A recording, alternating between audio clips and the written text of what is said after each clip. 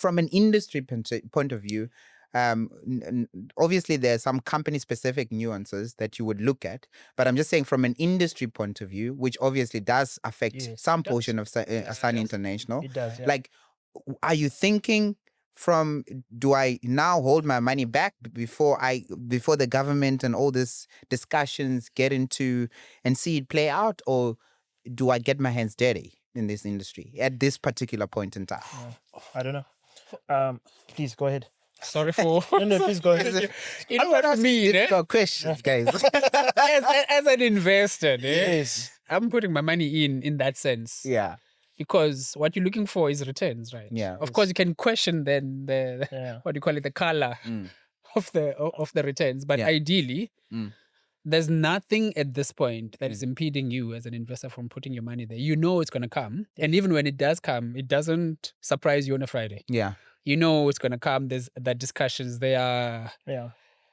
So you've got time to make your call of when to jump out. But as at this point in time, I know it's not really as comparable as such, but remember the time when Naspers was running and there were skeptics about tech. We don't know what these entities are that this company is busy investing in India, in Argentina, but the share is running. Yeah. So all that time you are losing out. Fair. The market is leaving you behind in the name of you are trying to get that clarity, which most people didn't have and probably even to this day still don't have. Yeah. So fair enough. It's that for me is like... Great take. I like the take. Yeah, it's like a benchmark.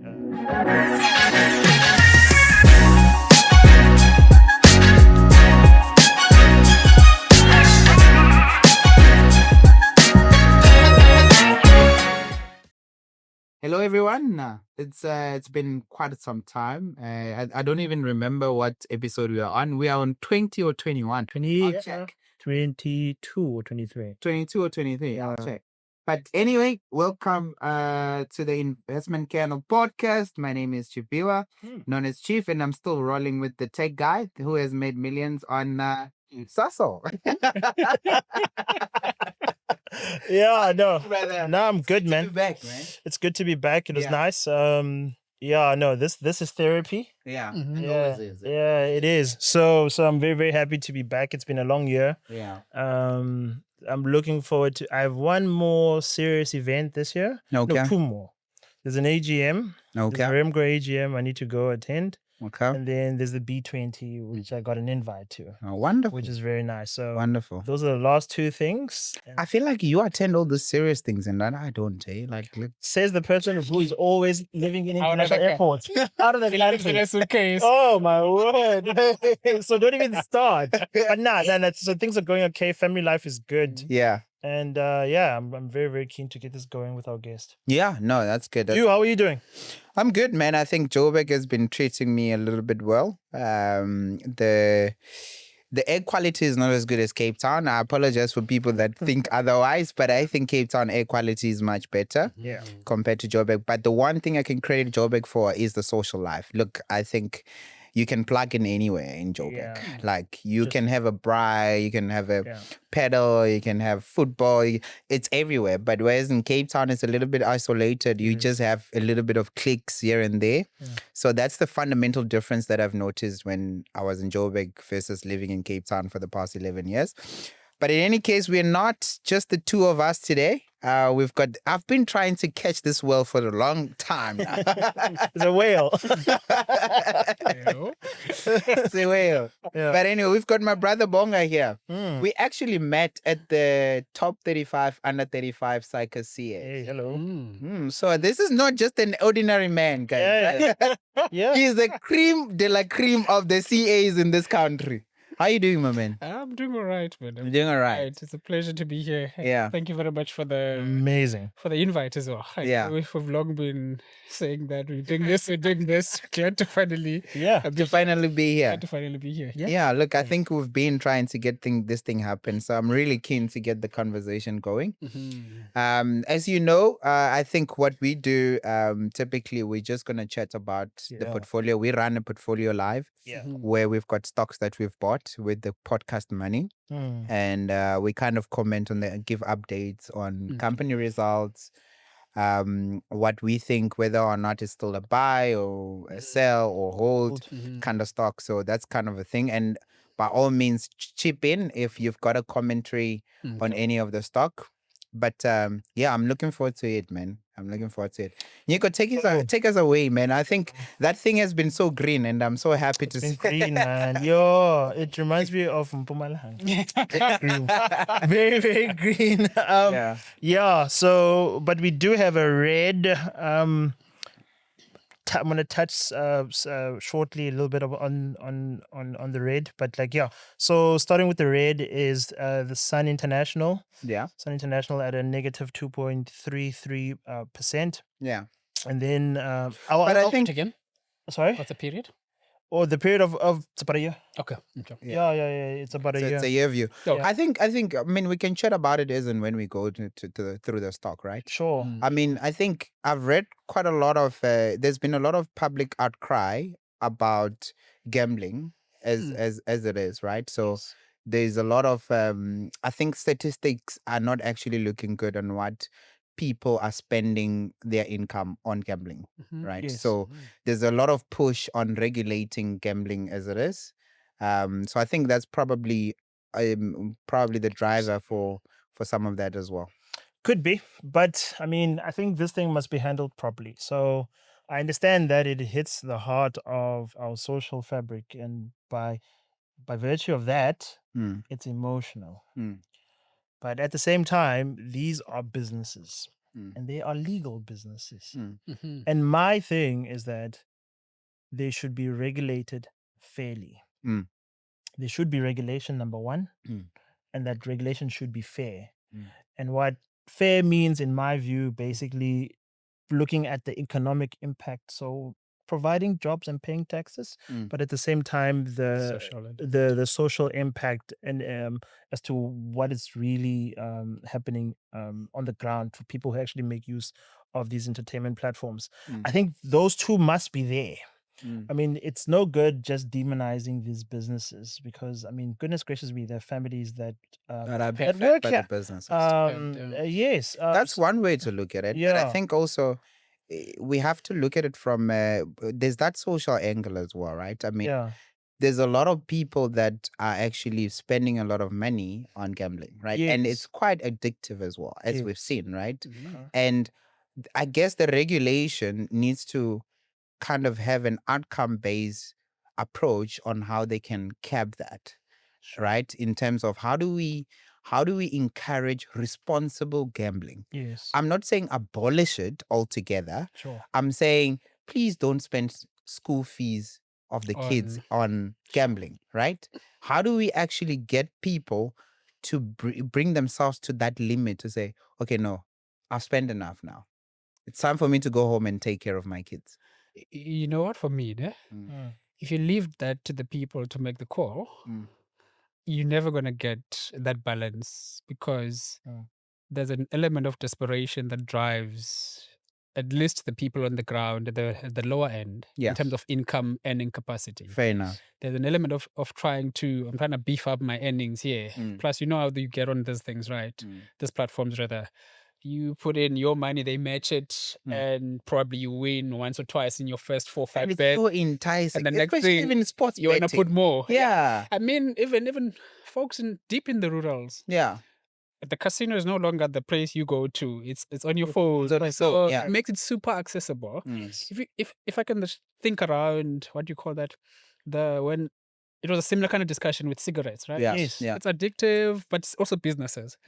But they put in some forms of call it legislation around where you can advertise. Didn't stop it. Yeah. So it's things like those that I think could, because it's like balancing the economic impact and the social, as you were saying. So it's got room. But I mean, it's gonna be tough to find that balance, right? I mean, it should be. It definitely should be because look, I think Betway in South Africa, I don't know when they launched, but the amount of money they're actually making, it just shows, man, that there is a need for intervention. Super. You know? We're not saying that there's no intervention. Like, I think my point here is that this thing here, I think in any form of good regulation, in my view, it must not be emotional. Yeah. It must be Yeah, okay. Balance the economic I interests. think we must look for a balance, and saying it's going to be difficult is not a good enough excuse for us to make us stop Stay from away. endeavoring Mm. on actually getting regulation. We're calling for regulation. Yes, I think if your word, you use the word intervention, can be in the form of regulation. I agree with you. Mm. And then in that regulation in itself, yes, it should be fair. And what fair is, I think that's where the debate should be. At the moment, I think this current discourse is not being served nicely. Yeah. There's too many extremes. Mm. There are those who are shareholders that are saying, no, let this thing go. That's what I'm thinking And then there are those, You also show that those who are impacted very, very badly say that we must banish it. you're hitting your bottom line. Eh? I think, look, Yeah. I think the one of the, sorry to cut you, Nico. Yeah. I think one of the things that the discussions that I've seen online was around that baiting of people to kind of entice them from advertising. Yes. We're actually seeing all of this even in prime in television, right? During that slot between, I don't know, 6 and 8, prime time, right? Prime time, yeah. Like, that just doesn't feel right, right? But it depends on how you look at it. It's revenue for the guy for the guys at DSTV. They are going to use that money to pay salaries to a Nico that is going to. DSTV is too high. Influence. No. I'm saying it's too high of a level. Yeah. YouTube influencers that are accepting this money of paid sponsorships in their channels. You know, like let's go down probably closer to home. But what I'm asking for, again, maybe I've seen a little bit. Let's take this thing step by step and break it down. Okay, sports stars and celebrities that are the face, ambassadors of these things. Let's also have a look at them. Are you must tell them, don't take money from them. But also that social argument. Where must they get mixed their money? It's a loop now, right? That's the point I'm trying to make. but is advertising like kind of putting regulation around advertising on that? Is that a proper way of actually dealing with it? There's an educational element for me. Yeah. Because it's a financial education, to be even specific, because in South Africa, if you just even check your average take-home pays across households, they're not that high. And even if you take just a standard household, 2 parents and 2 kids, in terms of what they need to cover from school fees to transport and all these things, you'd find that most households are under pressure, if not even serious pressure, especially with COVID. Some people have lost jobs and stuff. Exactly. So all that consequence adds just onto that pressure. So now when you bring this seemingly easy sort of like outlet, I mean, for me, even it's the same kind of context. I put them on the same kind of, call it, level. What's different with the liquor and cigarettes and gambling? Because at the core of it, it's you're taking money that people could be using responsibly. And if gambling, if liquor and cigarettes are worth regulating, then probably it's just a matter of time when it comes to the gambling side of things. Because ultimately, they're all eating at the same social fabric. If you can think about it, Before I move the discussion to a different view, right? I think obviously, like if you compare alcohol, cigarettes, and gambling. I mean, the gambling side has a probability of a payout, right? So that is literally more enticing. A financial payout. Yeah, a financial payout, right? It gets to be very enticing in that way. But anyway, so we're looking at gambling, right? How do you then look at it from an investor point of view now when there's all this public outcry about ESG. Cool. But how do you then implement this is ESG as an investor in these different companies? It's not a simple conversation, right? Because even with ethical considerations, there's a subjective element there. If I'm the CIO or the portfolio manager who needs to make the call, and in my own position or personal, call it, standpoint, my ethics unbridged by me taking my money and putting it in gambling, then chances are that when you are then having the discussion on ESG and ethical considerations, and you are opposing my investment in such entities, I'll be against you because I don't see what you see. So there's a lot of subjectivity. I think for me, you just need some sort of like generic sort of push in terms of what do we want to accept. Of course, it's going to vary across different social groups. For the rich folks, I mean, they want to make their money. Give me the stock. That's my interest in the gambling entity. They're not really into that. Well, they do gamble, but not in that traditional sense. But for the person on the street, that person they've got 10 rands and they're looking to make it 10 into 20. And the quickest thing to do is putting it into a gambling ticket. So Nico, everything. Okay. My view, like to cap off my view, because like we need to get through the portfolio.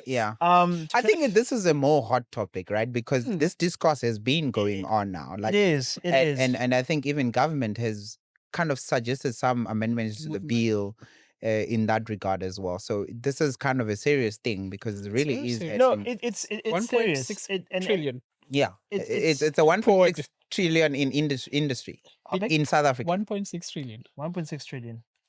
Okay, I'm being poured into gambling. Have that in have that in mind. I've got a stat for you that actually it will put that into perspective. That's you know who I wish was here as well to take a view on this. And boy Witumelo, remember? I actually read an article. I can't remember. Like she was kind of detailing the differences between, I think it was online gambling and betting or something, and how these companies are actually maneuvering around the regulation because it's not clear on some of the aspects. What regulation?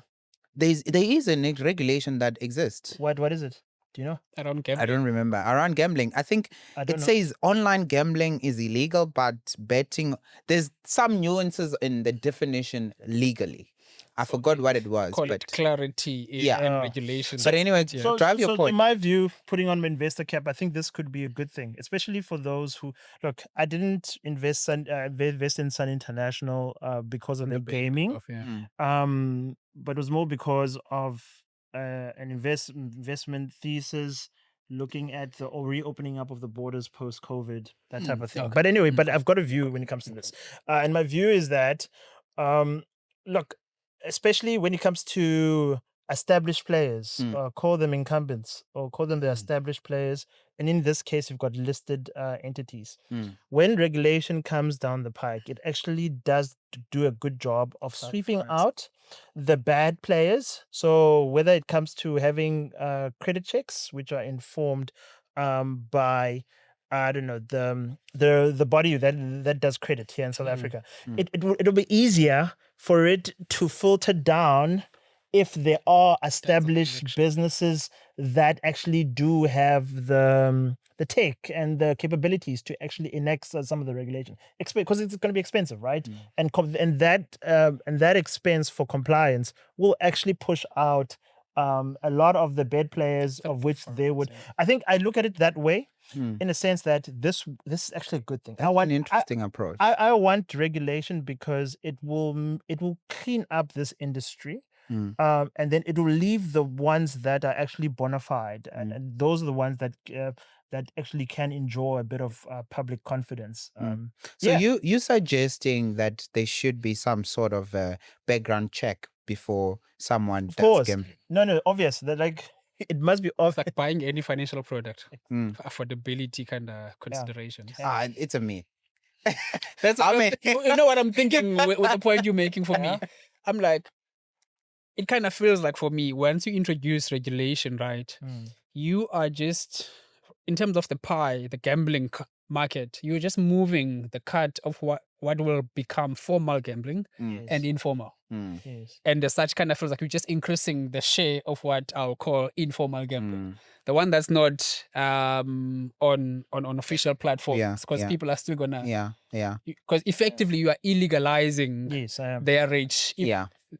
Especially with this is an addictive element as well, because addiction doesn't know regulation, right? I'm hooked into this thing. Every end of the month, every Friday, I'm putting money into this thing. You've just now made it illegal for me to do it. I'll find other ways. Yeah. But I'm not sure though to what extent. But I hear your point, and I like it. I like it as well because it's contra what most people will think when it comes to regulation. Because regulation is something that people tend to run away from. It's scary, right? Yeah. You're I know limiting my what you're saying. profitability. Yeah. You're shrinking my market in one way Yeah. or another. So But that's very interesting. I think, yeah. Okay, maybe to as a segue, right? Then, as an investor, what are you guys thinking? You're thinking, okay, I'm still gonna put my money in this industry, or you're thinking, okay, shucks, let me look at the social aspect of it. No, I'm gonna. 'Cause, I mean, every time- I'm gonna push back on the premise of that question, because remember, as much as how yes, a majority of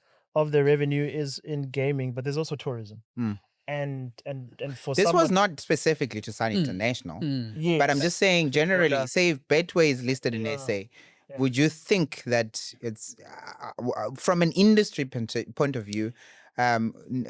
Obviously, there are some company-specific nuances that you would look at, but I'm just saying from an industry point of view, which obviously does affect Yes, some it does. portion of Sun International. It does, yeah. Like, are you thinking from, do I now hold my money back before the government and all these discussions get into and see it play out, or do I get my hands dirty in this industry at this particular point in time? I don't know. Please go ahead. sorry for No, please go ahead. you know what I mean, eh? Difficult questions, guys. as an investor, Yes. I'm putting my money in that sense. Yeah. Because what you're looking for is returns, right? Yeah. Of course, you can question then the what do you call it, the color of the returns, but Yeah. ideally, there's nothing at this point that is impeding you as an investor from putting your money there. You know it's going to come, and even when it does come, it doesn't surprise you on a Friday. Yeah. You know it's going to come. There's that discussions there. Yeah. So you've got time to make your call of when to jump out. But Yeah. as at this point in time, I know it's not really as comparable as such. But remember the time when Naspers was running, Yeah. Yes. and there were skeptics about tech. We don't know what these Yeah. entities are. Yeah. That this company is busy investing in India, in Argentina. Yeah. But the share is running. Yeah. So all that time you are losing out. Fair. The market is leaving you behind in the name of you are trying to get that clarity, which most people didn't have, and probably even to this day still don't have. Yeah. So Fair enough. it's that for me is like, Great take. I like the take. yeah, it's like a benchmark. You pinning yourself to the benchmark at the very least. Okay. But then again, you then take it now to the ethical considerations part. Then as an individual now, outside my I'll probably say, I don't like what it's doing to the South African population. And especially, yeah, man, you go back home to the villages and you see how given people are to gambling. You just realize actually, it's like false hope. It's like giving people false hope. Indeed. Exactly. And you're dropping them every Friday, every other day. So It's sad. So Bonga is basically saying, guys, look, high risk, high return. That's like,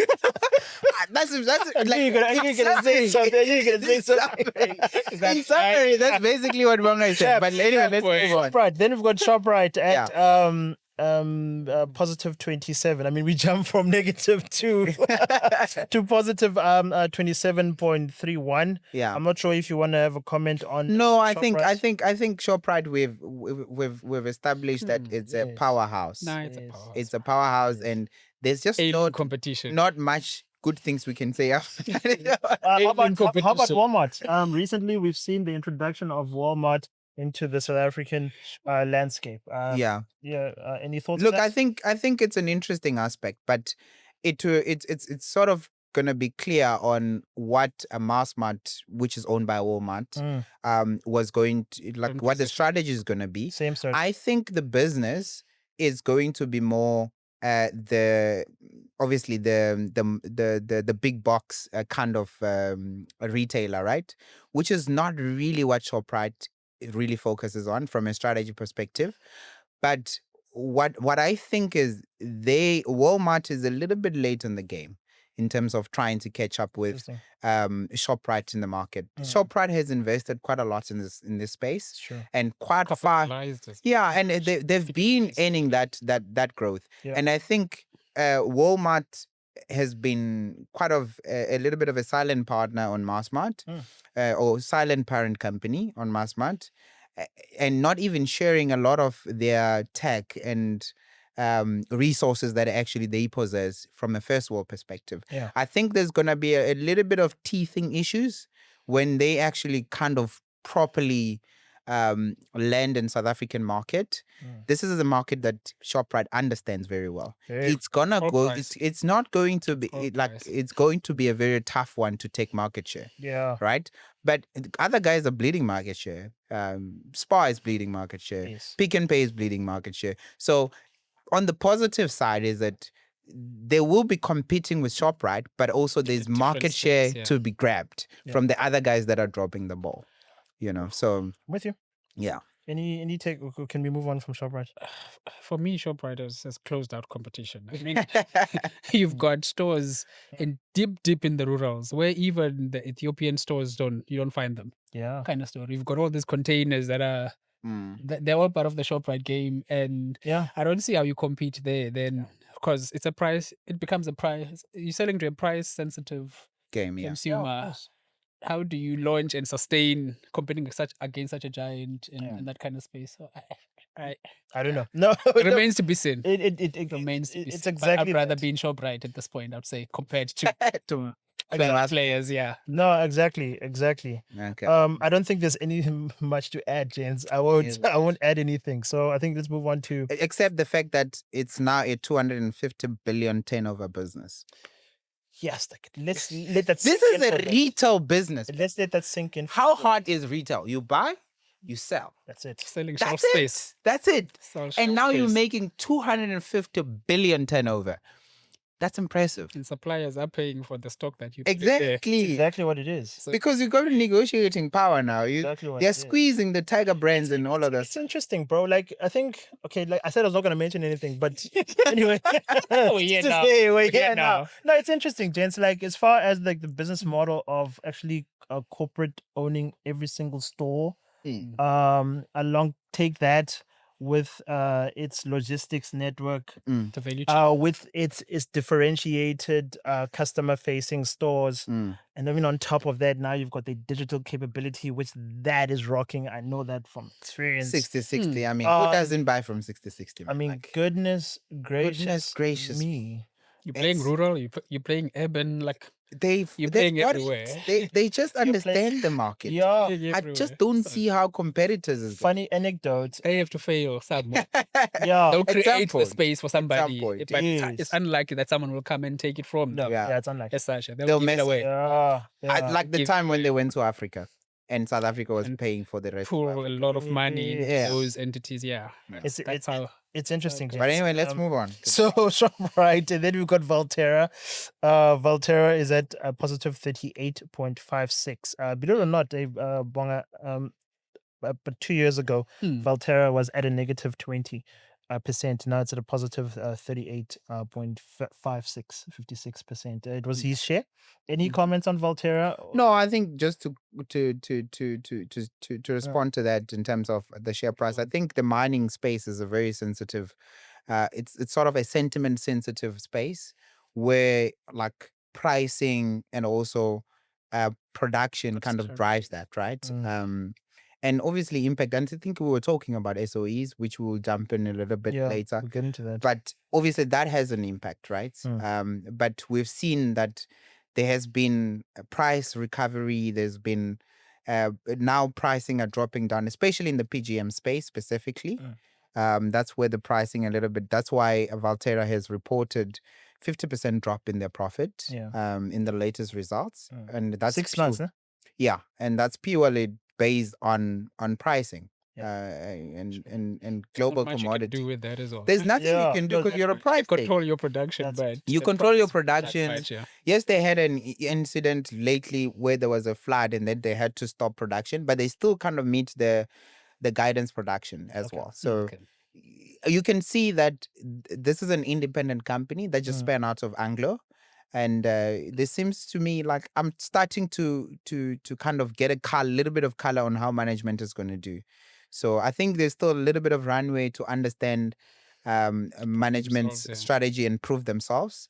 And we'll see how it goes, man. Amazing. Yeah. After Valterra, then we get to British and American Tobacco, which is another pick of yours. Yeah. At a positive 46.64%. This is fantastic.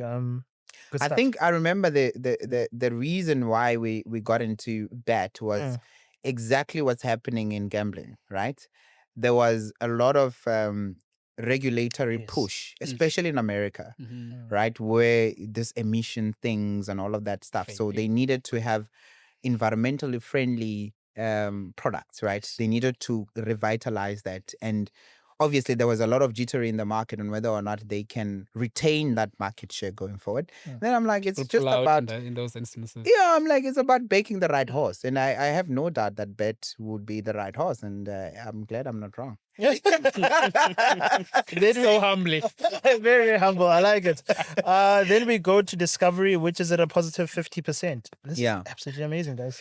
Look, 50% is proper. I think what I've said before in the podcast was that I didn't think that the market was pricing the bank correctly in that. And we've seen the growth, right? It's been extraordinary and exceptional and exponential, right? And I think what Discovery as a business as a whole, what they're trying to do is to be a very diversified financial services business where they're a one-stop shop, right? And you can imagine, they know your blood type, they know they know what you spend through the bank. They know your age in terms of calculating your behavior, your driving from an insurance perspective in the short term. They've got your life insurance. So that platform approach to customer value, delivering value to customer, that's exactly what they're trying to do. And I think that's what Mutual's trying to do. Yeah, I think that's which is like it's funny you mentioned Mutual. They got rid of NetBank and then now they got a license to get a bank. They want to start a bank. The angle is the customer data and it's exactly as you explained. It's now Discovery. Yeah, that's what they're trying to do, but in a different market in terms of the 100% the mess space. Yeah, that's the it. Mess space. So like I wanted to hit hard at the differentiated market segmentation. Yeah, it's that. It's the same strategy applied at a different market. Yeah, I get it. Whether or not they'll get it right is a question of the clientele also. There's a degree of a question of how accepting are they of dealing with purely this and not a person. Exactly. It's different when you're talking Discovery kind of client, right? Because in terms of affluence and sophistication, they already kind of in that space. It's a trust thing, right? Yeah. I only have this much money. If you mess up this money, I don't have another portfolio to kind of pull from. So that's their biggest goal. But I think they've got a very good mass market insurance business. I think they can leverage that, right? I think they have some understanding. Actually, even internally, that it's like you just swapping the label from whatever it was before to the new bank, and it operates and it was already profitable. So it's not starting from scratch.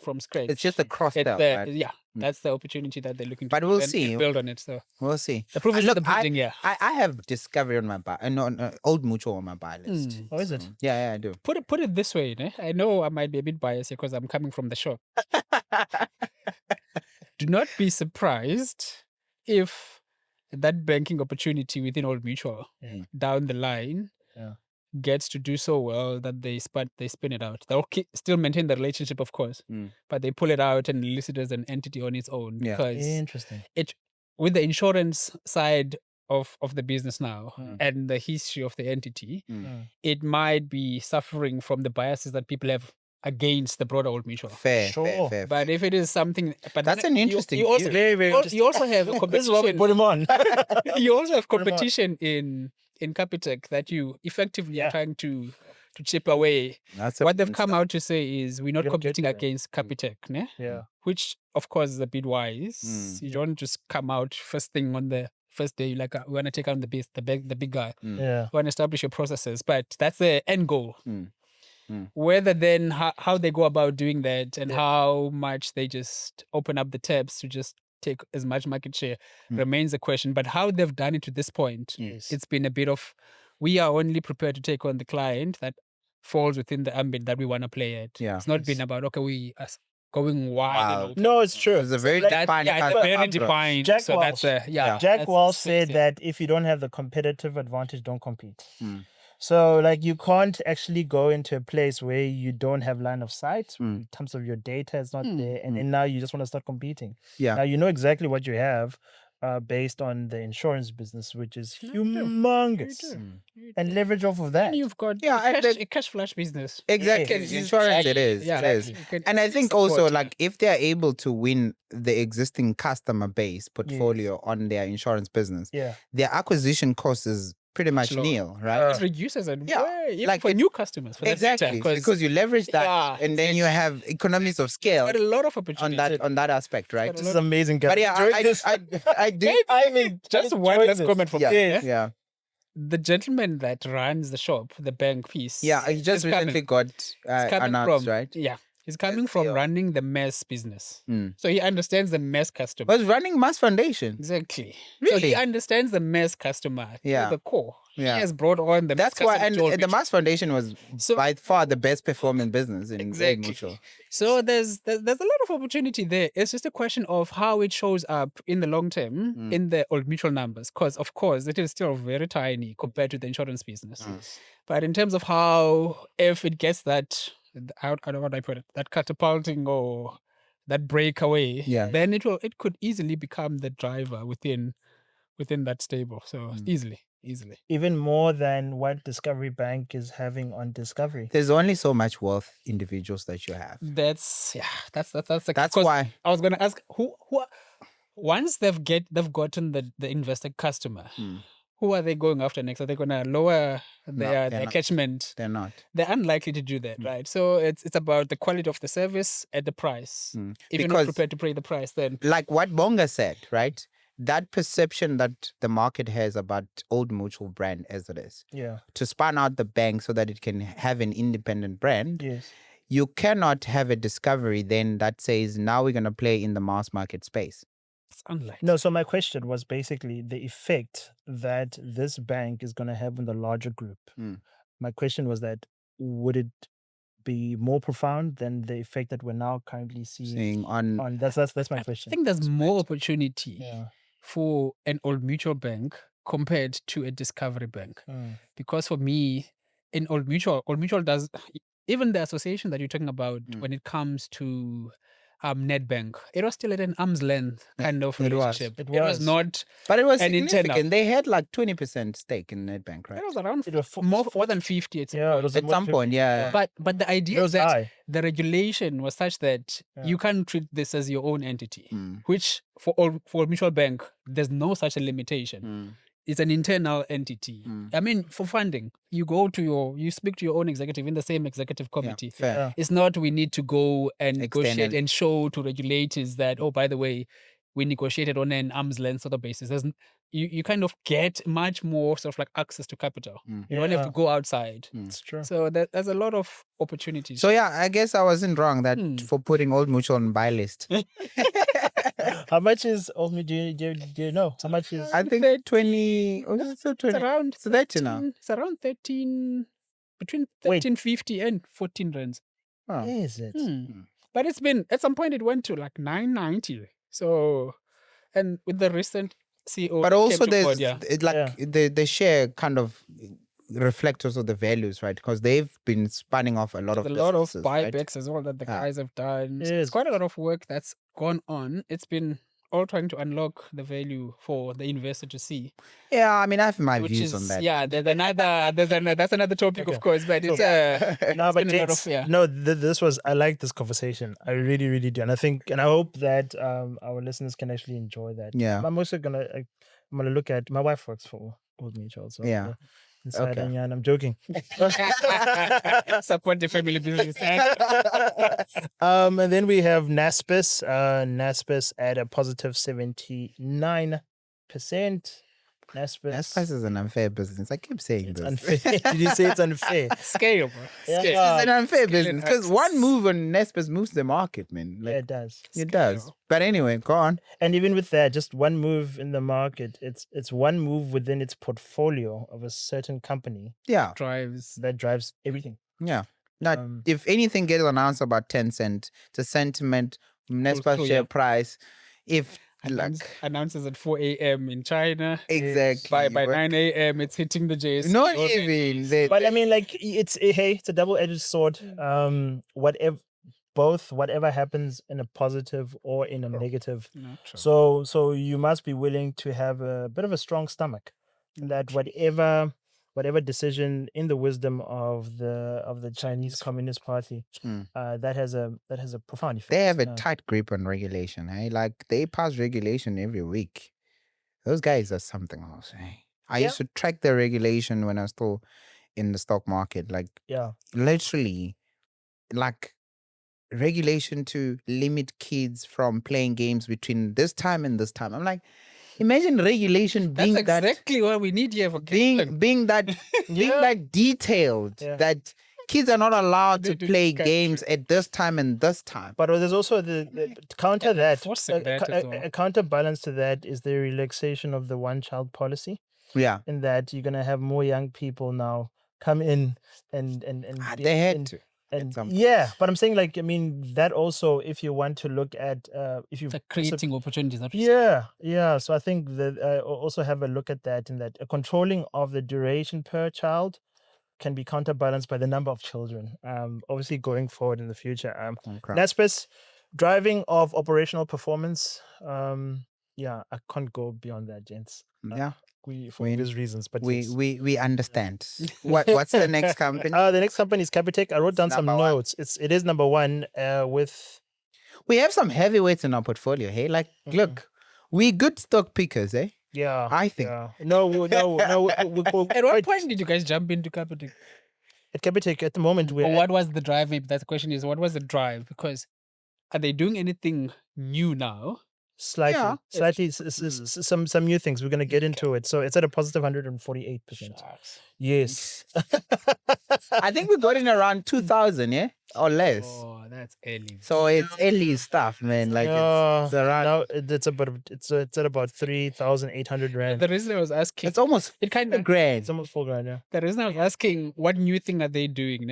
It's because the company is built on get to the customer as cheaply as you can. Yes. That's how you're going to win them over. And treat the customer the same. Doesn't matter who you are. They brought the business bank, and the business bank is paying the same as I'm paying, for instance, kind of context. Yeah. So I'm sitting here, I'm like, for as long as there's people that are in this country of ours, I mean, that's the biggest market, right? Yeah. Yes. I don't see what else these guys need to do differently. At that point. So here's the thing, Bonga. With Capitec, you mentioned the business bank, right? That's those are part of the levers that they want to do, or they want to pull to diversify the revenue stream, right? And I was looking at the numbers. So the business bank to overall group earnings about a 2.6%, and it's roughly it's almost double digit in the millions the clients. The business bank. Okay. And this is top line. Yes, top line. Okay. But like, and then the contribution to group wide earnings for now, is 2.6. It's small. Quite small. The big contributor to that has been the fintech business and the value added services. Okay. That's got more than 20% contribution to group wide earnings, as well as the insurance business. The insurance business has actually been a star. Yeah. And that's at about 26%. Fantastic. Eh? Look, it's a very good pick. And that's the newness. Wait. And that's the newness. It's just a question of how much are you prepared to pay. And that's the newness of why I think the board and the management of Capitec are in a good position at the moment. I mean, they recently announced a 6-year result. I got some numbers here. It was a 26% jump in headline earnings. And just for everybody, 6%. Yeah, in headline. And just for everybody, there's a difference between earnings, basic earnings, and headline earnings. The headline earnings being if you take out the non-occurring events that feed into the earnings. So you're once off. So if you look at core stuff, that's the headline. Yeah. Yes, exactly. So that's a 26% jump with the 25% with the 25 million clients. With that scale, 25 million clients. I remember the first time I went to a Capitec AGM was in 2019. We were celebrating in Boshendal 16 million. It's at 25 million. lifted. They've also been growing their, because you know how people were using Capitec previously, well, probably still, but As a secondary. yeah, as a secondary bank. Yes. Even the people that are having it as a primary bank, that their Having salary their goes salary into, goes in. that number has been Exactly. growing just as Exactly. So that's another talking point. That's as well. impressive. That's So impressive. It's a Yeah. serious They've good characterized it It's a as serious good individuals who earn more than 50,000 rand a month. And that's what they're focusing on. And that's what they're currently growing at the moment with forward momentum. But we spoke And about what's this. the dividend? Ooh, I didn't see it. Yeah, I didn't actually see the dividend. So How do you grow a headline earnings at 26 and not give some money to back the firm? I think they increased their payout recently. I don't think it's Mm. actually this announcement. I think 6 months ago, the last set of the annual results they published, Is that? they actually increased their payout ratio as well. So this is Do you know? confidence. Do you know the dividend Sort of- yield? The average Oh, dividend I'm yield. not entirely I sure. don't know, just but I can check. Put it So, out. so how I see it, I viewed check it it. as a overall. You can check Yeah. it now. You can check it now. It's the overall return on. Do we need On- to on- explain the dividend yield? I think we have explained what it is. We've explained earnings yield. We've explained PE ratio. We've explained dividend Okay. yield. I remember, fine. but like you see, so that's the thing which I kind of counterbalance the high PE ratio, and that's the big concern that people have, right? It's the high PE ratio. What's the who? What's the dividend yield? How It's high? 1.7, so between 1.77 and 1.8. But it's also driven by the But fact it's that also this because company, the the price has Yeah. stock price is run actually quite hard. okay. Because they Fair pay enough. more than 50%. What's the pay? more than Can you 50%. check the more than Probably 50%? 55%, yeah. More than 50. Okay. Yeah. No, man. Then we look at a payout ratio. So if a payout ratio is more than 50%, then that's Nah, it's more than 50%. So And you can they forget the increased as well. And these guys are investing in a company called Everfin. They're present Yes. in Europe and some parts of South America. Yeah. If they get that right, they're in international waters. They're already applying to an international shareholder. the European Can I- market. can Why I- did I miss this? there. Can I tell you something interesting about particularly the Latin American experience through through the fintech? Yeah. That is where remember when Mr. Harifari before he left dropped a bomb when it comes to the employment, Okay. how we calculate employment. Yeah. He said that they looked at the transactional data in Mexico's economy, which if you look at the characteristics of the Mexican economy with the South African economy, they're very, very similar. But yet the unemployment rate in Mexico is 7%. 7%. And then they looked at it, they're like, okay, like What's the difference? the transactional data, it almost mimics, because they have it here with a large customer base, and now they have a bit of exposure to it, and then they're like, okay, guys, what is the difference between this economy and that economy? Obviously not size, taking away size, but if you just look at the quality Profile. The Yeah. profile. and then you see it, and then you're like, bang, yeah. And now we're seeing a bigger contribution, primarily because of the currency arbitrage, of having a bit of international exposure. So that's a lot of what's also. Because that's what I was thinking. I'm like, yeah. I get the fact that these guys are very good on understanding the mass market. Yes, yeah, They've got a very customer centric approach. yes. But I'm like, you've got currency issues now. You're playing in a different ball game. It's no longer the same in South Africa where your currencies, you don't have a currency exposure. And in Latin America, it's different, multiple currencies, right? This is the advantage you have of having been a deliverer, if I can call it that. They've had a track what? record of delivering. Yes, of course. So now they've got the market's trust. That even though they're going into a new market, They can, for that matter, they've even said they're not removing the management teams in these entities that they're in there. They just want to convert the philosophy around what sort of customers do you take on, what's the cost, and all those kind of things. That's the exact same thing that they're doing here already, and it succeeded. You check the markets they're in Poland. It's effectively it's developing, sort of like Europe. Well, they'll say it's developed, yes, but it's in the context of Europe, it's still on the lower end. So they put a sense of the customer. Sure. I think specifically to Europe, right? I think Europe doesn't necessarily have this High interest rate. not high interest rate, but this customer differentiation that we have in South Africa, where you've got a very vast wealth gap between the other customer and the other customer. I promise you, a lot of guys that are It's a even valid point. a lot of guys that I Valid work point. with, for example, I have a private banker, for example, Valid right? point, yeah. There, a person higher than my level doesn't have a private banker.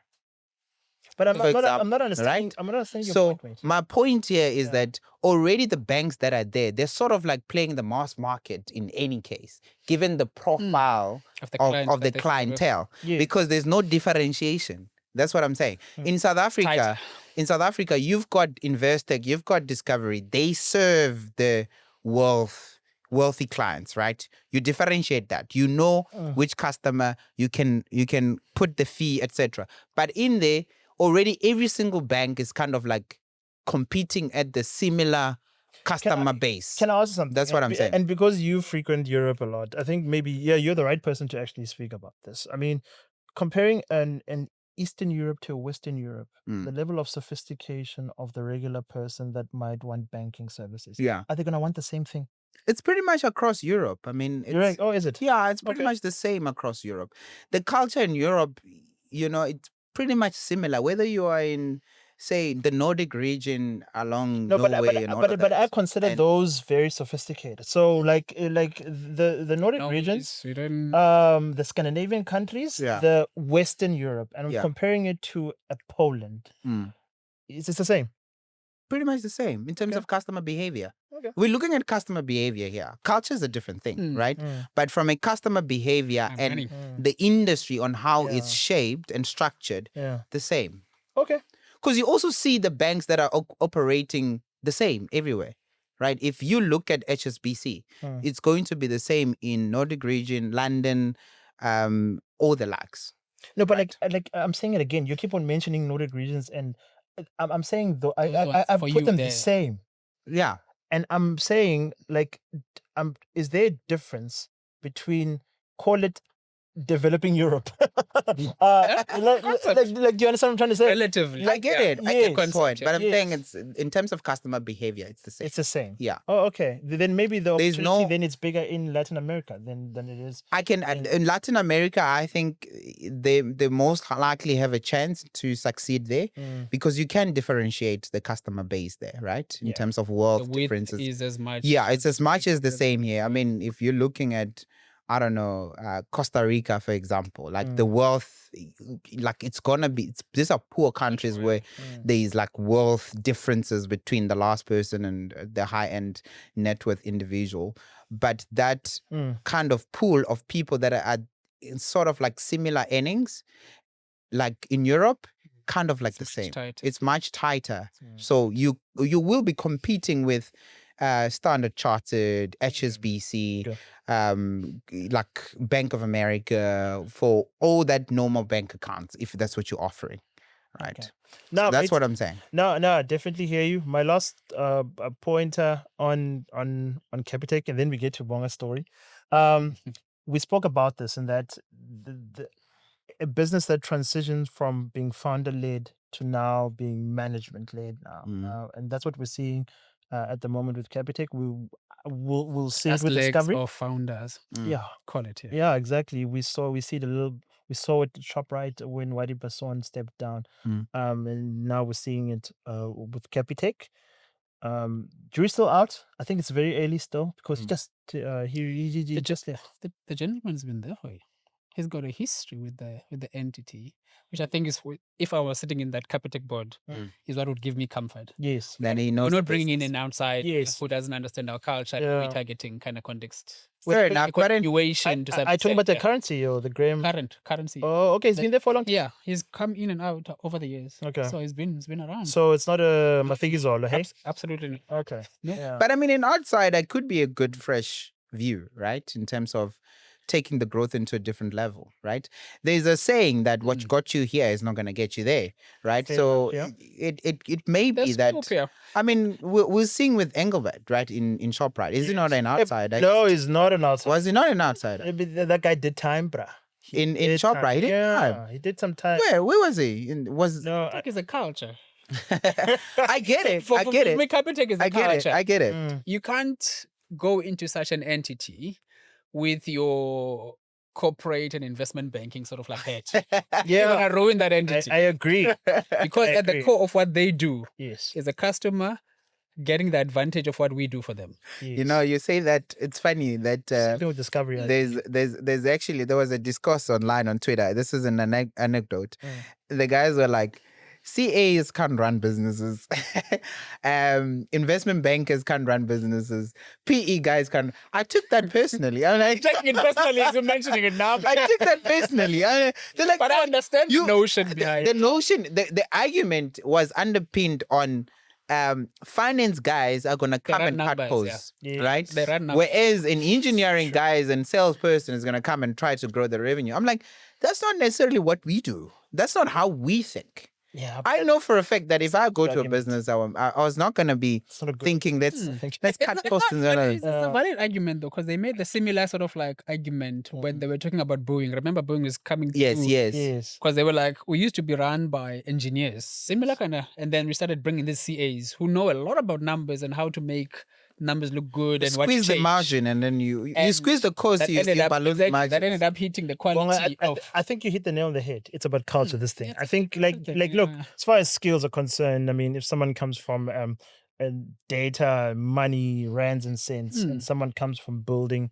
those are skills. But as far as if the culture is there, man, No, it's culture. and the cult, for example, the You culture at hire ShopRite, right as well. we're grosser. That's what we are. There's elements of tech, there's elements of sophistication, but deep in the heart of it, We understand yeah. exactly what sugar should be, where sugar should be placed in the shelf. Exactly. That's what Exactly. that's White Besson's Exactly. strategy into that. But anyway, you guys might be wondering who's this Right. who's the smart guy that is just sharing insights and everything. Like even me, I want to know, right? Yeah. Like Bonga, like just share 30 seconds elevator pitch on sort of like your experience and the likes. I know you were at some point acting Head of fire. head of investor relations at the big Monster Green, so this guy has been in exec rooms, Old Mutual. suit.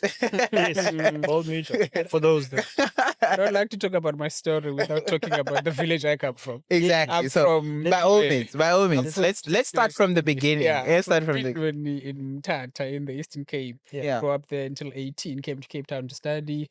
Went to Joburg for 1 year. yeah. And this is a story I like to tell because for me, I grew up in a village where most men worked in Gauteng. Yeah. So I never questioned that idea It was just until I got to Gauteng. I'm being for real. Yeah. I finished my CT.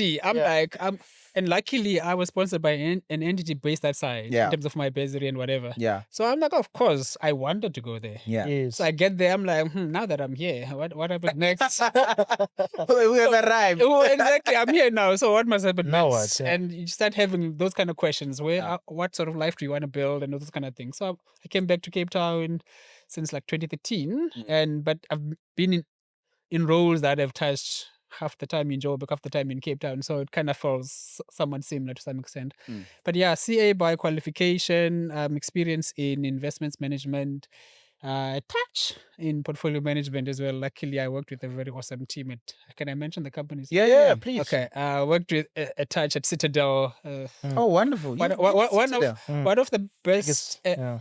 work environments I've ever been in. Oh, is it? And just in terms of the relationships among staffers, because people were sitting in different teams, but when we put the people all in one room, you couldn't tell the difference between the CIO and the equity analyst who just came in 3 months ago in terms of putting ideas on the table. So for me, that's always been What were the you doing at standard. Citadel? Equity analyst for 4 years, but within that 4 years, I got an opportunity to do portfolio management Okay. for about a year or so. And what did you cover? Yeah, I was about to say. Cover was quite general. We Is it? largely looked at international stocks, Okay. the portfolios I was supporting as an equity analyst. Was it sector So agnostic? it was or- not sector. No, not So your role was not it sector was, of driven, course, but it it was was healthcare, company driven. pharmaceuticals, Okay. mining, financial. Oh, wow. Cut So across. it cut Agnostic. across. Mm. Cut across. So, and it's similar even when you brought it to SA, because it was effectively looking at big cap stocks locally and internationally, which of course internationally generally means the US. Yes. And to some extent, Europe. UK to some Europe, extent, yeah. yeah. But for the most part, But Europe has slightly, been. it was largely the US. So I really enjoyed that work. And for me, I even had, it's going to sound super unfair, but as you grow, you get to see the world differently. For me, it was like, I don't understand when people say they enjoy what they do, but they're not working in investments. because I had a face like Shake that. my head. Nay. Shake my head. Shake my head. Shake my head. I had a phase. I had to pull myself out of that at some point for me to get out of Citadel. Yeah. Because Sure. I needed to justify why I was stepping out. Yeah. Because for me, it's the one sort of like space that pulls in all the things you'll ever learn in commerce. Exactly. You've got audit, accounting, all those things, tax, Exactly. all sitting in one analysis, your valuation. Yeah. Amazing. So I really enjoy that work. And then I went to Old Mutual because I trained at Old Mutual as a CA. Okay. And looking for investment opportunities, and they just never came. So I'm like, I'm going to try elsewhere. I Yeah. still want to do this thing, and I want to try myself. It was more that. I want to Okay. try myself in that environment. Yeah. And luckily for me, Citadel at the time was hiring. So got in there, and then I moved back to Old Mutual 2021, just after COVID. COVID, yeah. Yeah, investor relations team worked across. Effectively, you were the voice of the listed entity to the investment community. Yeah. The mixture of my character and my training. Best role I've been in. Yeah. I remember I asked you questions. We're at church, and I was like, "What's happening?" No. Best role I've been in terms of what it required Yeah. of me as an individual. Yeah. Because I like interacting with people. Yes. So it was like mirroring that wanting to be out there with the understanding of numbers. Most other roles have either been tilted heavily towards the finance side, which of course, yes, is very useful. But for me, that was like the climax of the character. It's like you meeting the space that you should operate in kind of context. So I really enjoyed it. Okay. But of course, you've got goals as a person. I wanted to be the people that run the entity, Okay. not just the person who talks about the entity. Okay. Hence, at that point in time, I saw it fit to move inside the business. It had always been the goal. It still is my long-term goal.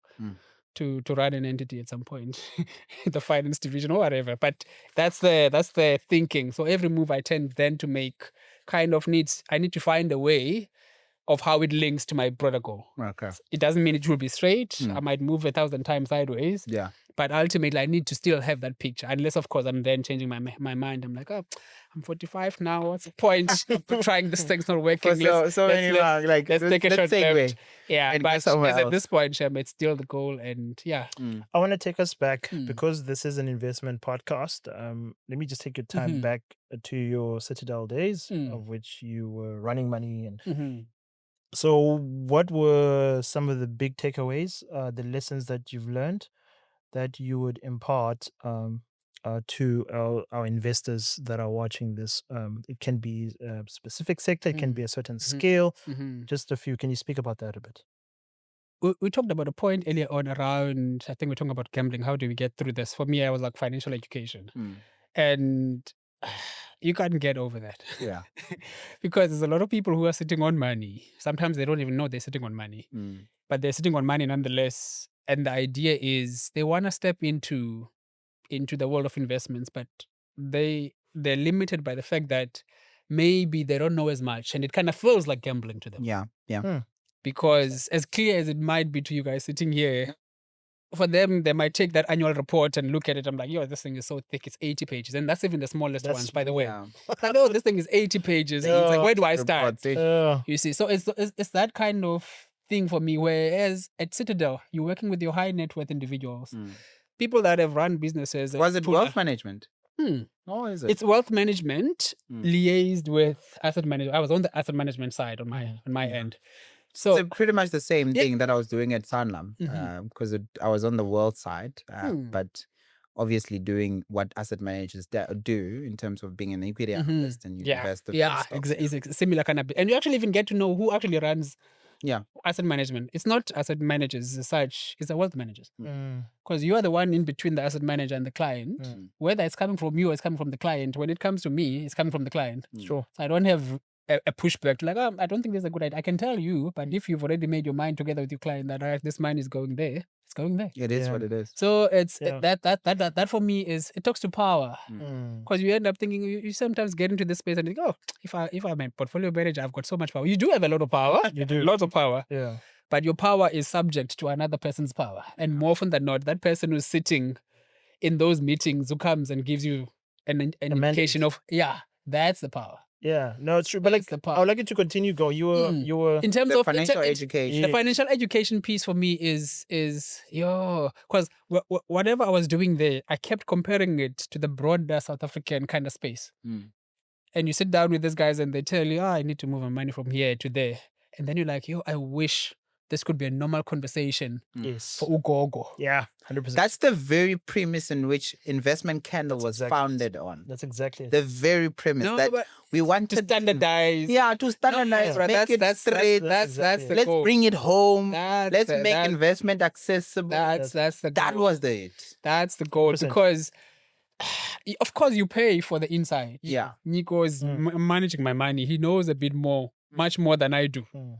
I make the money, I give it to him to manage. That's always gonna be there. Whether it's Yes. gonna shrink or it's always gonna be there, and you're always gonna have that option.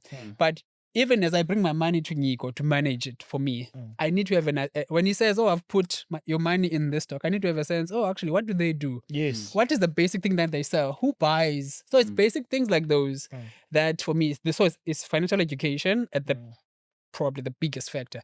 The other one is around each entity has got a culture, man.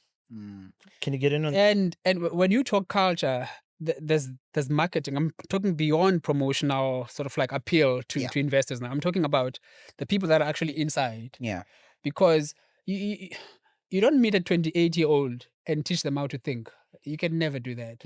Those people, their mind is, especially if they're not even aware of it, their mind is formed already. Yeah. Yeah. You bring them in. So your key is the person you bring on to hire.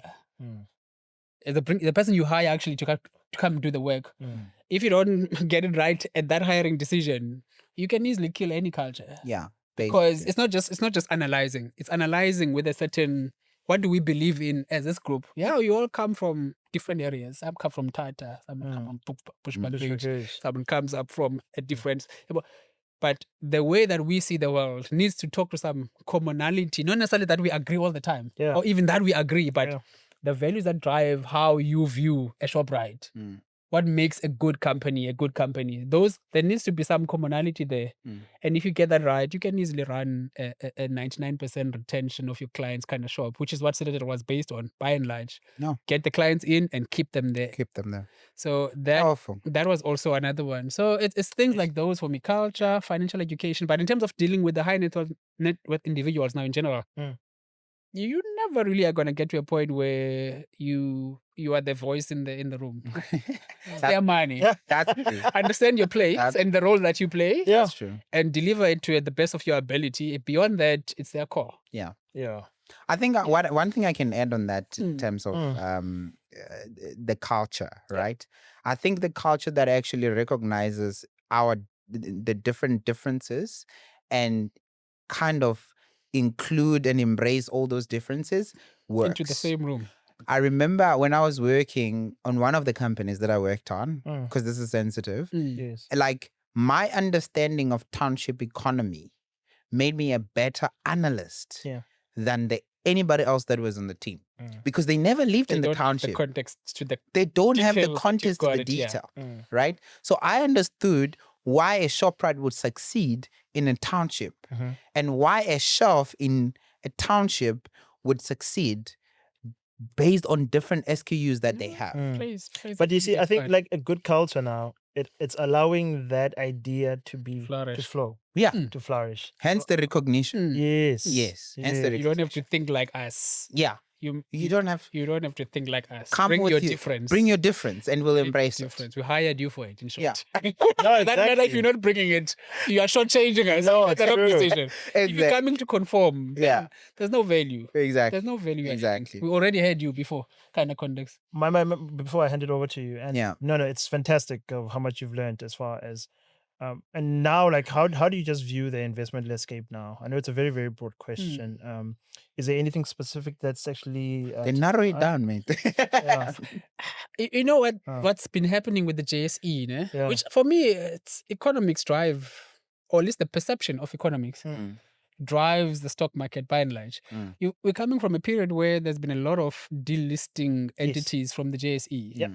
But if you just check maybe over the last couple of years, some of them are spin-offs, but that's still a positive message that says the how do I put it? There's an appetite that investors still have to actually see the JSE so even much wider than it actually does at this point. So for me, that's a positive feature.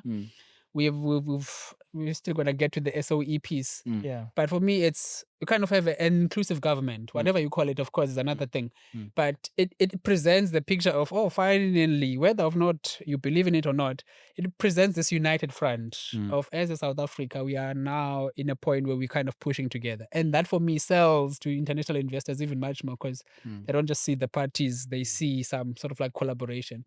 So that's a positive. But in terms of the actual investment landscape itself, sure. Warren Buffett said something like, I might paraphrase, but it's if you are putting money in an entity and you don't know what they do, then you are gambling. I don't know why everything's going to gambling. Yeah. But it's around. It's the thing. Yeah. We might also put gambling, decoding gambling. That's the theme today. If you're putting money in a share and you have no idea what they do, what drives how they perform, Sure. you're not investing. Yeah. That's speculation. Maybe much closer to investing, but you're speculating, which is by definition in the gambling space. Yeah. So it's about. I in my spare time, I offer my time to teach finance. Oh, is it? For high school kids and stuff, and Okay. even in the local church. Is that personal finance or is that the subject finance? It's personal finance. Okay. Good. Because for me, it's once you've understood the idea of managing your own finances. Good. And more often than not, actually, I learned the best finance managing tips from my wife, and she's in science. Wow. I come from finance. We are terrible. Education. We're terrible in Education personal came in finance. here. There was zero that came in here. We look, finance CAs, we're terrible in personal finance. Terrible. Ask the I private bankers are investing. I 100% agree with you, my guy. Yeah. I 100% Like, agree with you. I have a lot of mates. I think one of my managers as well is a CA, right? She's like to me, randomly, she's like, no, I was just even before you mentioned it. I was just chatting to my financial advisor. I'm like, why do you need a financial advisor? She's like, you know this. We're terrible at managing our own financial. agree, bro. Like, we are terrible in it. It's gonna be that. Yeah. But anyway, like, I think Yeah. it would be interesting to hear what are your thoughts on the existing SOEs and what you've learned. I think what Bonga forgot to mention is that he's actually doing an MBA. How do you EMBA? an EMBA actually? Like, how do you know that people are doing an EMBA or MBA? They will tell you. Tell you. But it's not applicable to Bonga because he's a very down to earth, humble man. So, like, what is sort of like your, from a theoretical academic perspective and practical sense, how have SOEs been messing up so much? And this is not just South African context. No. Even in Ghana, even in Kenya, they're actually unable to service the debts that they've borrowed, and they've been so leveraged so much. Problem. Like, is it a governance issue? What is the problem with our SOEs? I know it's a loaded Broad. It's very loaded. Yeah. No, it is. Yeah. And it's quite broad as well. Yeah.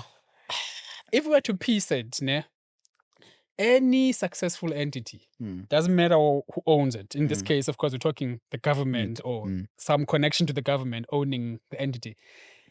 The person who owns the entity has so much power.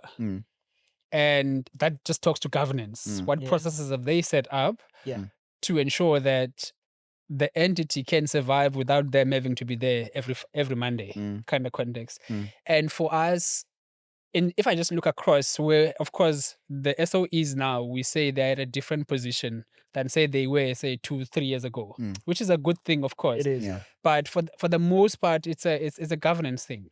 Okay. It's a shortfall or short-sightedness, or just the system is not designed to incentivize long-term thinking. And if a system is not designed to implement long-term thinking, you can bring your long-term thinkers, they'll be cut right down in terms of from under their feet. And that's what you mostly found, because it's not even to say the CEOs or even just the broader management teams that were brought in to run some of these SOEs are terrible people as such. Of course, there's a whole Gupta story when it comes to ESCOM and stuff. Yes. Even outside that, Yes. you've got capable people who understand commerce. But to understand commerce, it's like the same thing we're talking about. You are layering the economic aspect to now just the political side of things. Yes. You've got people that are in office for 5 years, right? Yes. Especially now in the context we're in, no guarantee Yes. that you're gonna get even No 40%, right? Yeah. So that adds a different dynamic as well, because now the person who you report to does not know whether they're here for 5 years or they're here for 15 years. And so how you then set even those long-term goals becomes a problem. For instance, even now with Eskom, I'm very happy that they reported a profit and stuff, right? Yes. That's, I mean, It's a good that's thing. unheard of It's a in the good times we live in. It's a good thing. We're not banning a lot of diesel. It's but now you're sitting here and you're like, we're voting in the next couple of years. They're probably gonna chuck Ntate Mteto out Yeah. and find another chairman. It's a good chap, And- eh? I No, think no, I think we've got some proper capable the seat black was also pretty- industrialists. Very decent, my guy. Very like, decent. it's a very He's got decent- private executive experience, and now it's like he's been given the license Yeah. to run the entity in that Yeah. kind of way, which kind of feels like the previous chairmans / CEOs were never really afforded as much space to actually do those things, and it's a positive for me. Do you think specifically delving on Eskom, do you think the role played by the electricity minister has kind of like changed dynamics? That's another one. It has Because, to I mean, change. It has to his change. leadership style. I've not been close to it, but it seems like he kind of has. When I listen to him speak, for example, in conferences, when we talking RIP, when we're talking this and this and this, and in the energy space, like I can see that this is a leader that understands that there's a work that needs to be done. Well, he's an engineer. He's an engineer. I like He is an practical engineer. people. Yeah. For me, if you're going to put me in a space where I must think so theoretically about many things, I'll generally struggle. Yeah. I mean, let's get the stuff done kind of context. And for me, that's the only way you make changes. If you want to come out, this is how I used to run that, because he comes from the Gauteng legislature, right? Yeah. Over the years. Yeah. And you're launching him straight into a very problematic space in Eskom as his first gig in terms of national sort of like government feature. You need to give that guy some license. Yes. And I think, luckily for us, Ramaphosa has kind of done that to some extent. Whether or not, of course, you can give him the credit, I don't know. But it looks, the optics that they've displayed for us to see, he's been given the license. And in turn, he's not hogged it too much. He's also given the guys the license to not necessarily do anything new. I mean, the reforms that Eskom had long been touted. It's just that they'd never been, it's like they were never given the room to actually go ahead and implement them. So now that they've been given the room to clean up the house, all those coal contracts that were busy being announced. So the problem was Wedemantashe then. Oh, jeez. You didn't have to go there. But yeah, no, I feel like you ruined it, bro. I'm just kidding. I'm just kidding. It's a leadership thing. I can run away from saying it. It's a leadership thing. It's a leadership style is Leadership different. thing. Yeah. The It's a leadership style. leadership thing. Yeah. No. It's a proper leadership thing. Yeah. And what they teach us now, if I'm to use your line of people who do EMBA will tell you. Yeah. One of the things we learn from this experience. Oh, here's the MBA. Yeah, no, I've been given the license. I'll talk. One of the things you learn, or at least we've learned on this program, is that everyone's got an opinion, and your opinion is never really always the best. And as a leader, you are in a room to give people the platform to voice their opinions. Wonderful. And if you are getting into that room to for them to rubber stamp your opinion, that's not leadership. That's just getting followers to pull up your flag. It's being comfortable with having your idea as a CEO questioned. Yes. Even if it's by with some order, of course, not just a random somebody walking into a room and saying, you're doing bad. There's a process to be followed. But the idea is that your ideas are not final. Yes. And for me, that's the core of what kind of gives, or rather, it's a picture I get when I read the book by Ntate Mteto. Betting on a Darkie stuff. I need to. It's a collection of all those stories and the way he talks about how he grew up and the view he has of the next person. Yes. On Ultron at Microsoft, He's been around that guy, and it's got his and you the can, business you can see you can see the experience. On his thing, what do you call it? Social media platforms. He's on LinkedIn. He's forever promoting the CEO. Mm. Look at what this team is doing. Look at what, Okay. and I'm sure he has a role to play. Then he has played a role. Yeah. But you never hear him like, oh yeah, since I came in, this is how. Awesome. He's passing it on. For me, that Yes. talks to the personality that you need. I call them the three musketeers. From the minister to the chairman of the Chairman and board CEO. to the No, Shem, that you can read people's characters, and Yeah. for me, that's what influences And it's success in any entity. Because people can easily fight.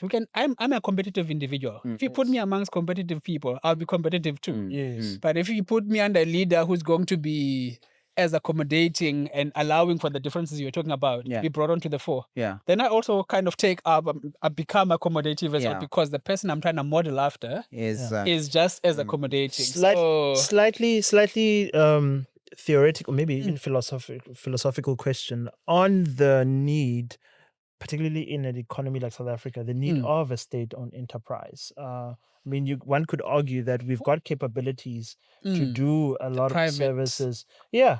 So like, Or even like public-private partnerships. So we've seen in energy, as whether well. public and public and private partnerships, or even just private. I mean, like 100%. the ability of mining companies to actually generate their own electricity. themselves, yeah. So that type of thing. So basically, I'm asking, within this economy, is there a need for state-owned enterprises?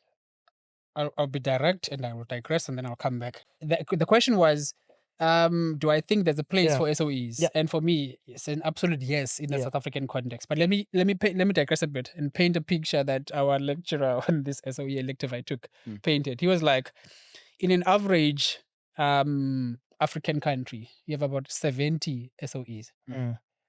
Compare that to Europe, which of course comes from a different past. Yes. It's about 10. Yeah. And when you think now, the dependence that we have, whether by system design or adopted and kept, we still place a lot of reliance on SOEs because we've not given private entities the capacity or the platform to actually go ahead and run the economy. Because as a state, you should be an enabler. Yes. You come, you regulate, you step out. Yeah. You don't need to play. Yeah. But now, because of the past that we've got, where most entities have largely, as they should be, profit driven. You need to be profit driven and mirror it with a social sort of like mandate. And in South Africa, there's no one who's going to drive a social mandate better, but not better, but aside from the government. Yeah, fair. So that's why I then say we need it, but in an ideal space where private entities are given the platform, which in SA I don't think they quite are given, then you don't need the state as much there. But Bonga, I think following on that question, right? Given the failure in governance and political interference in SOEs, do we then lean more towards the private side? Public-private partnership, wherein the social need is still there in terms of driving that, but also you've got that accountability from a private perspective where it also drives that long-term thinking, but having that aspect of room. I think there's plenty of room for that. Is it? I think there's plenty of room because clearly our government has proven beyond any reasonable person's doubt. The doubt might not be reasonable, but but the person, like we've got proof of failures across board. Yes. So surely the system that the government is employing in managing state-owned entities is not as optimal as we would best prefer. Okay. Yes. So for me, that alone creates room for such like partnerships, private-public partnerships and all. Yeah. And with that, for me, I don't see how in SA any one of these sides is dominant without working together. Yeah. And luckily, we've seen CEOs work together with the government. Whether the government is receptive to the suggestions is another question. Yeah. But we've seen the openness for private entities to partner with the government, especially when it came to the load shedding issues that we were trying to solve. Energy side, So I would 100% vote for that. I think the best of both worlds. I think it's not just a case of governance, although governance is very important, but inherently, because it's a state-owned enterprises, there's one shareholder, which is the state, which is administered by the government of the day, right? And having one shareholder in I don't know. Just intuitively, for me, it does not scream out great governance because who holds that? It gets balanced because in the same state you've got many voices. Yes. Yeah. So you never are really talking to one person. Yes. No, I'm saying like in this current dispensation, it's much better. But like let's say pre-GNU, where you have one party. Okay, you have pushing one party their own policies that might not necessarily be as beneficial for the rest of. So it's for me, there's one thing that I think we look down on quite a lot in South Africa is black capability. Yes. Because we generally Bonga is preaching today, guys. We generally view no, he's on point. He's on point. We generally view excellence or performance of entities being run by a white person. And of course, white people do run successful entities, but they also run bad ones as well. Yes. But we generally are exactly. There's many others you can mention, even the ESCOM story before it became ESCOM, but let's not go there. But the point is, we tie color because of the context we have as a country to success and failure. But if you just look through the South African black executives across board, private and even the ones that have delved into government and been banned and came back, there's still a lot of skill there and lessons that could still be tapped into by the government in terms of supporting. Because the one thing I tend to think of when I think SOEs, I'm like, I wish it could be ran in terms of governance, like a private company. Yes. In terms of accountability. Yeah. But in terms of the product that it puts out there, like a pure social-minded sort of like entity. Okay. Because now you're balancing both worlds. They want profits. These ones are looking for impact. You bring those two things together, you kind of... Ideally, but I think there's a deeper conversation to be had about what incentivizes great execution in itself. Bonuses, bro. How you pay people. Exactly my point. You do. So you just mentioned... How you pay people, tells you what they'll focus on. No, but exactly, like... So now how do you balance a social impact element, even though you want the best out of an execution, which is that incentive. You tie into the value they create. Yeah. The balance scorecard. Purely financial. Yeah, it doesn't have to. You bring in all the measures. If it's a water, call it body that is supposed to administer the distribution of water across. They must measure how many liters they produce, how much they've got at the dam, how much gets lost. It's those kind of things. Water that availability. Exactly. All those different. The reason why I'm asking this, I just think it's not politically palatable. No, it can never be. Especially in the space that we in now, that it seems so competitive all of a sudden that we're not used to. It becomes even less palatable than it was before. And even payout. Like, so for example, let's say you get great execution and someone gets payout of 20 million rand. Politically, that doesn't even look at...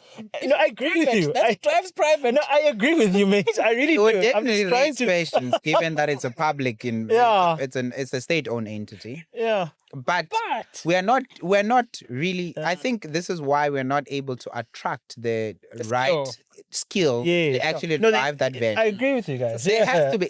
What we need to understand is that for every great outcome, there has to be a great cost. You bring it on. You pay it. You pay for the great... Yeah. You can't take an executive who's run Capitec and you bring them to run the development DBSA. Yeah, DBSA. And you say, I'll pay you 25% of the effort you used to get there. No, you can't do that. Exactly. You can't do that. So, and those are the people that have got experience because they've dabbled in private, where every move you make, you've got 1,000 investors calling the investor relations function to ask, why did you guys do that? Why? And that message get filters into the CEO. He knows exactly.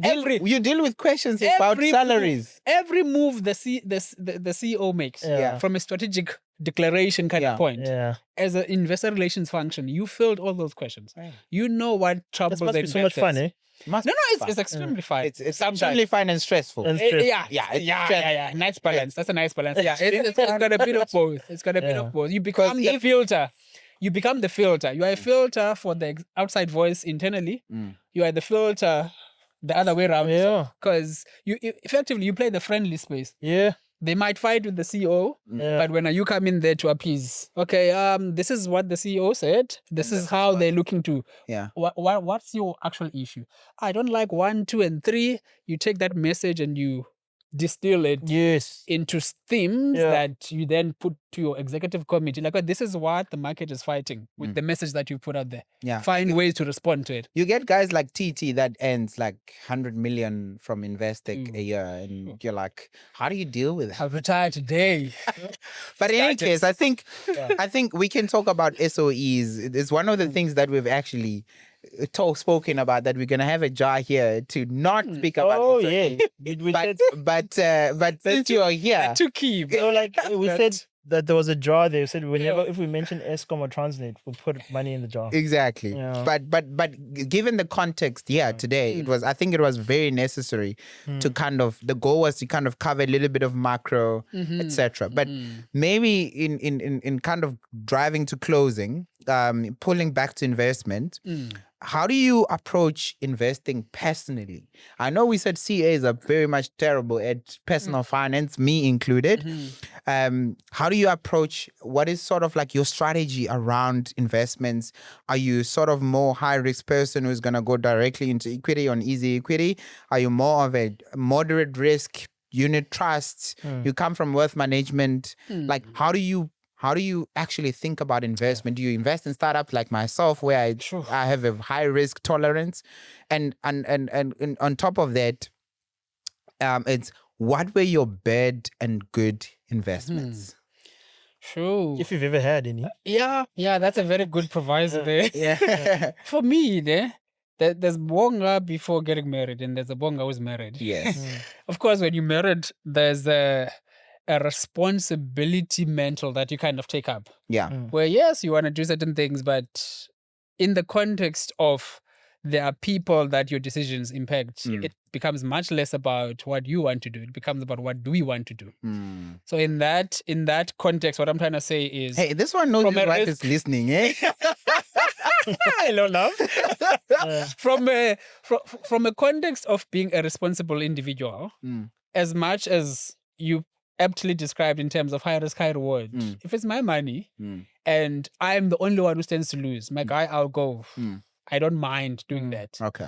But in trying to be a responsible leader in the context of our home, there's certain things you got to look at and be like, I think we could, but for instance, I don't know whether I can mention this, but in the recent, I'll mention it anyway. Yeah.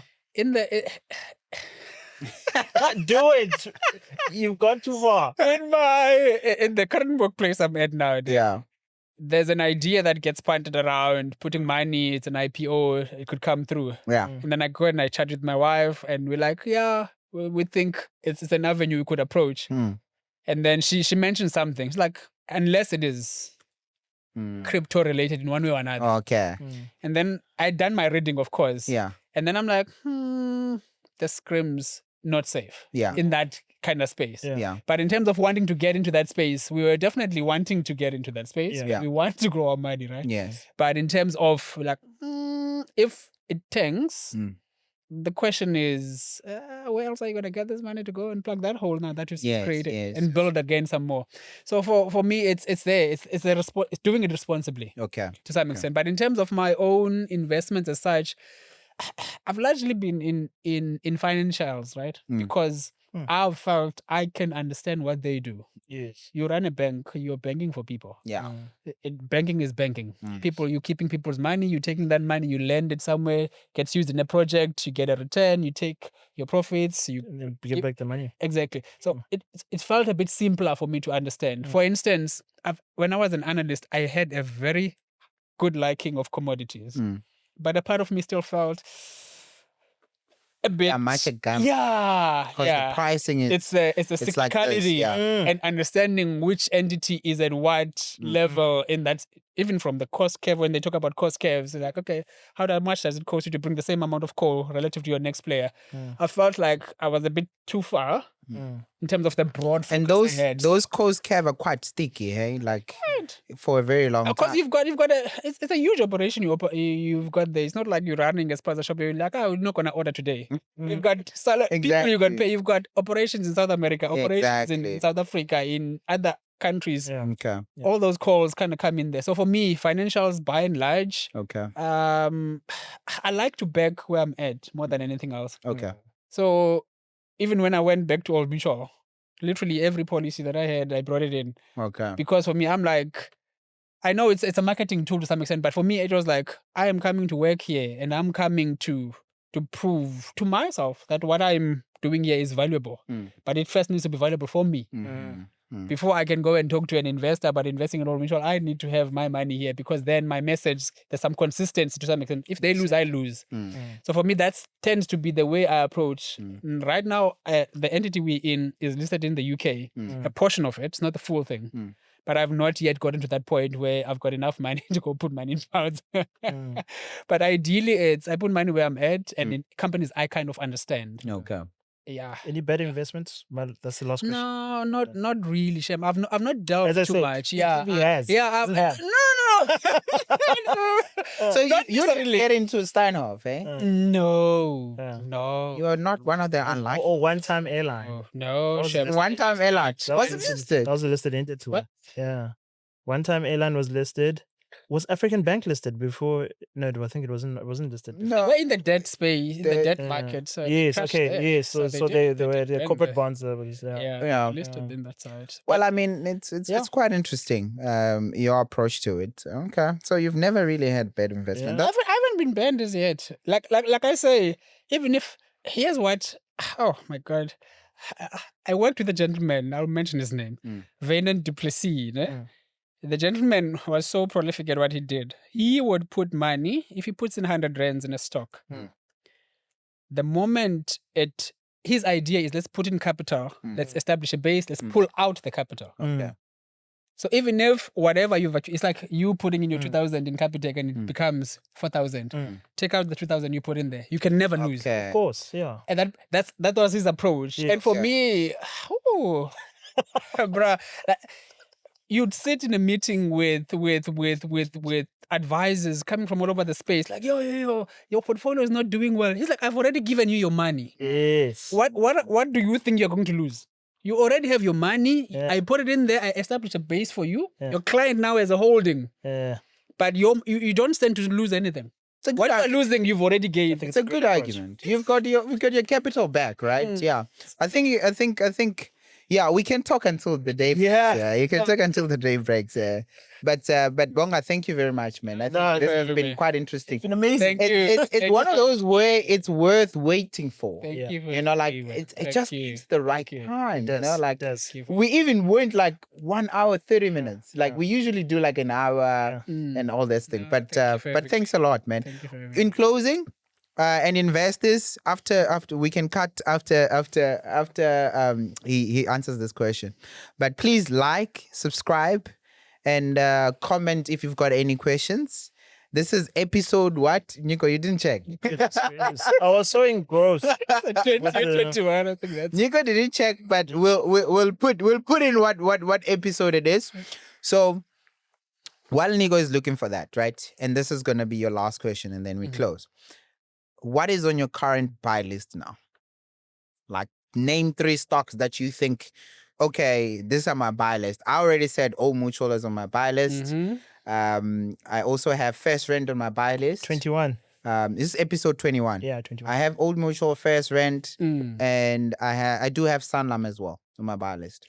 Yo, you started with the one I want to start with. Yeah, Sanlam. Okay. Because it's got a question mark to it. So, yeah. But for me, in terms of the current players in the insurance space, what ShopRite is to the retail space, to a much lesser extent, but in a similar kind of vein, I feel like that's what Sanlam is. Yes. In terms of just backing And I don't the think- management I don't team and think- putting money behind. Yeah, sorry. I don't think that the market actually priced it very well, in my view. What? Sanlam? Yeah. Or San- specific something in Sanlam? Sanlam, Okay. generally. Sanlam has That got value- options.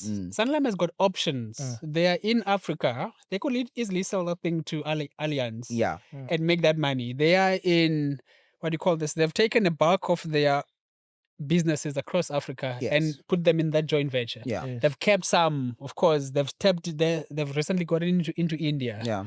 And I mean, there's so much scope. There's so much capital that's sitting within that business. Yes. So I would probably put it on that list. I'm still watching for my employer, Old Mutual. I put it on the watch list, not so much on Not the the buy buy list, list. because I feel like the shares kind of moved quite meaningfully because by the time I left, I think it was around between 11 and 12. It's sitting close to 14 now. Yeah. And it's been hovering around that level for quite some time. So more watch list more than anything. And it's very hard to argue for Capitec when you look at numbers. When you look, Listen, value is value. No, Some values stay when you look at numbers, time. we did a valuation one time.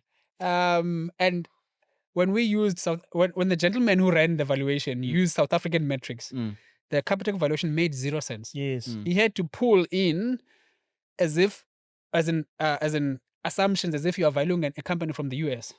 Interesting. Only then did it make sense. Because when you take into account our own discount rates, the growth Yes. rates and stuff, Capitec does not make sense. It doesn't make sense. So what because are the key assumptions? Sorry, like I actually have to go, but like this For is instance, interesting. talking about free rates, the rate Yes. the rate doesn't use the make South sense. African one, Yeah. it will pull that value. You'll be wasting money if after you've done that, you still put money in Capitec and you believe the assumptions you've made. Because the model doesn't work. remember, you've got low discount rates in Yes. South Africa, right? Yeah. If you discount your cash flow with low discount rate, what happens to the value? The values. Balloons. Yes. Right? So that's the problem. The model doesn't work. No, it doesn't work for South Africa. Has it- So like what rates? So like you were using No. the treasury rate in the United States. Which is sitting much lower. Yeah. So, but for South African ones, like you whipple that value, you'll say Capitec has no value if you use South African metrics. Interesting. Because we ended up even checking who actually makes up the shareholder base of Capitec Yes. between local and it was largely foreign at that time. Same story with clicks at that time. I don't know. I've not checked in the Yeah. Yeah. It's mostly foreigners that are flocking into those kind of stocks, and more often than not, even if you check when they put out results, even when they're bad, doesn't move as much as the other competitors that are heavily domiciled from a shareholder base in South Africa, because the South African shareholder is here. They can hear the news, whether they listen to radio or TV. They're much closer. If you're sitting in the US, you need to follow the stock. And most people won't go that deep to follow it because they've got other companies, right, to kind of choose from. So it makes it a bit sticky. It limits your room as well because you've got a shareholder who's sitting in New York who has no context of what's happening in South Africa. They just lack the numbers that are coming out of it. Bonga, we need you again. So that's... Part 2, ne? Yeah. No, We're gonna have a part 2 of Bonga, guys. we need this, you again. this is some proper wisdom here. No, guys. we need this guy again. This guy. But Jeez. thanks. But no, thank you guys. Episode 21. Thanks, guys. Thank Cheers. you. Thank you.